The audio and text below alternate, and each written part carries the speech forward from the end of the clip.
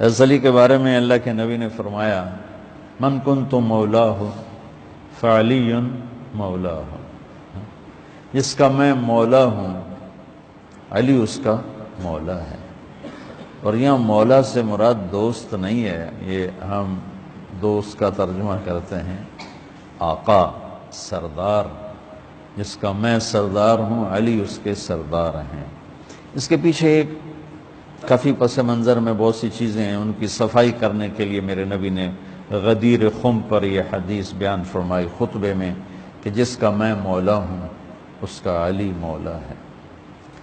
تو یہ چند دن پہلے مجھے خیال آیا کہ ہمیں حضرت علی نہیں کہنا چاہیے، ہمیں مولا علی کہنا چاہیے، کہ میرے نبی ہمیں ان کو ہمارا مولا بنا کے گئے ہیں۔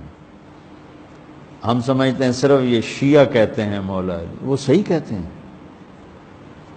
من کنت مولاہ فعلی مولاہ۔ آپ سب کے چہروں پہ میں حیرانی دیکھ رہا ہوں،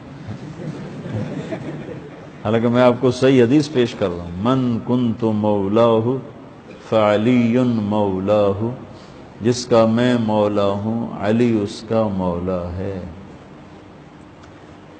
تو میں اب حضرت علی نہیں کہتا، میں کہتا ہوں مولا علی۔